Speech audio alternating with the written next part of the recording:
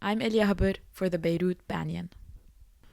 It was a very tense day, followed up by a tense evening to say the least.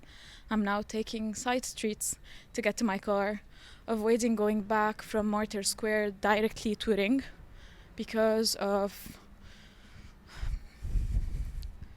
motorcycles that are circling around and people are not feeling okay about that. Despite these circumstances, I meet up with a fellow whom I met yesterday. It was his first day protesting, and we agreed to still conduct the interview in Martyrs Square, despite the odds. Here's our conversation. Okay, so let's kick things off officially now. If you don't mind, please providing me with your name, age, and profession. My name Fadi Singer, my age 39, and my profession I'm into art and into entrepreneurship. We're here tonight. It's a Monday evening. It's a little bit tense. We first wanted to meet near Azariye, then I told you let's go to the Egg, and now we're kind of waiting to see what happens. Have you ever experienced this before, or is this your first time being unsure of the situation downtown? In this kind of situation specifically, it's the first time. I have got suspense before in my life, but not that kind of suspense actually. And what motivated you to still come here despite the skirmishes that happened yesterday, this morning, etc.? Why did you still want to meet here? Because as long as there is no imminent threat, I think it is our duty to come. Because if everyone doesn't come just because there's a drop of rain, well, nothing's gonna change. Unfortunately, it's not just a drop of rain that deterred people this morning, but you also mentioned that you wanted to help today by coming to help out friends with specific tents. Why do you think it's important to be on the street, own the squares, have tents there? Why do you think this is important? Well, I think it's the only way to manifest the fact that you want this to work. If we're not here physically, well, it's not spirits that are going to move our dear governance. So I don't see another way. Actually, I think we need to be here physically and then to also spread the word. So that's what you're doing, and that's what I'm trying to do my way. It's been 40 days now. What do you think you've learned in those 40 days, whether personally, about your fellow compatriots, or Lebanon maybe in general? I don't think I have learned anything except the courage, the braveness, about my English, of the Lebanese people. And well, I would say I haven't learned, not by being pretentious, but I have remembered that we have a beautiful people.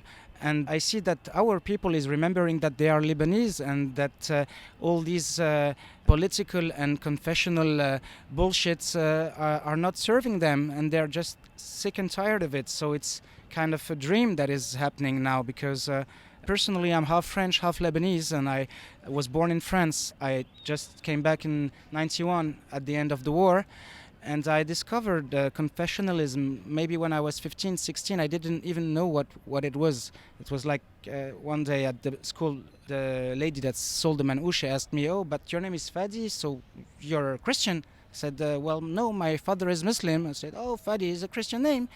And well, it happens that my mother is Christian and my father is Muslim, and I'm baptized and also did the Ramadan and Première Communion and all the stuff. So I'm a fucking mix, like lots of Lebanese, you know. So sorry about that long answer, but it's I didn't learn anything, but I see big hope in this movement, and I think it's part of my duty to be here.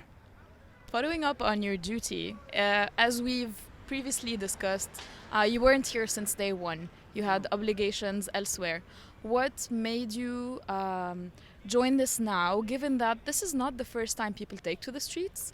What made you come down the streets this time? Circumstances. Initially, it was planned that I would come back to Lebanon to help my father. Usually I come every summer like traditional Lebanese expats to take a taste of the country and recharge the batteries before going back to the gloomy Western countries. And this time, I had to come back since I'm not an employee anymore. I can dispose of my time. So I had planned to come back maybe 1.5 months later.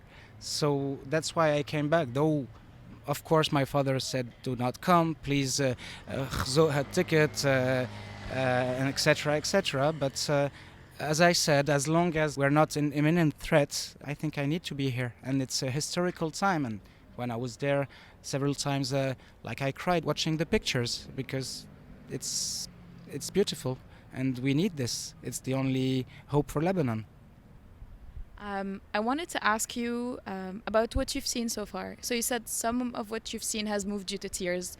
At other times, have you seen something, whether it's online or on the ground, that you looked at and you were like, is this really Lebanon?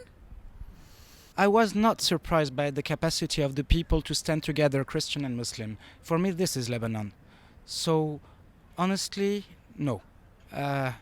Of course, you could say this if you didn't know the sad truth about our country, when you see all the thugs coming and breaking stuff and etc. But no, I wasn't surprised. I believe in Lebanon, and not an instant. I believe Lebanon is heaven and hell in the same time, and it can be the best or the worst. It's an extreme. It's the extremes, a story of extremes. In that country of extremes, many people are now expressing uncertainty, whether they've joined the revolution or the protests so far and now they're kind of discouraged, or they've been apprehensive since day one. How are you handling those conversations, whether with family members or with friends who feel that way? I am trying to tell them it is totally normal to feel that way. One would be an idiot not to be afraid, and no one can be sure of the results. But I try to tell them that, it's the only choice we have.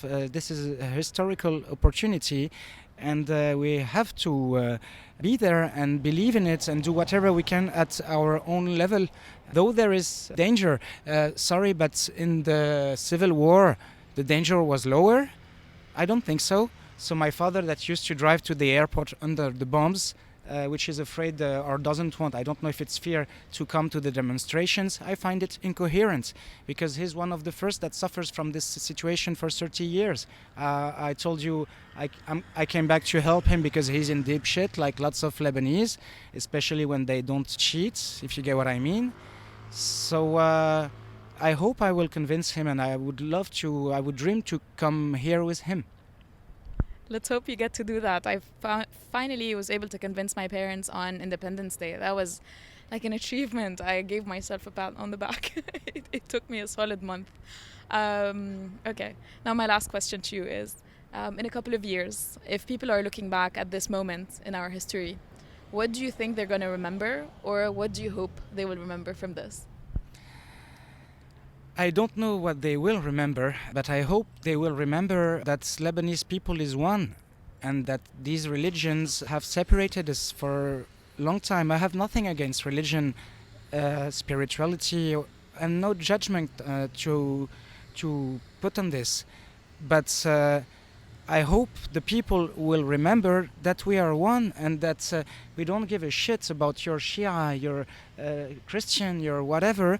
We are Lebanese, and the essence of the Lebanese people for me is the mixity in its components and inside its components. If you look at the Shia, for example, lots of them come from the south and have Crusader blood.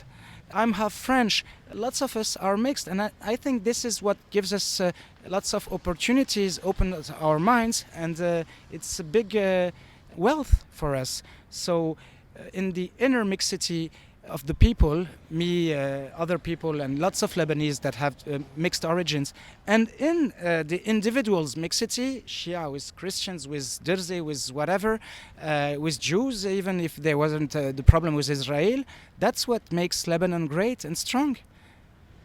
That's all. Elia Haber, signing off from Martyrs Square for the Beirut Banyan.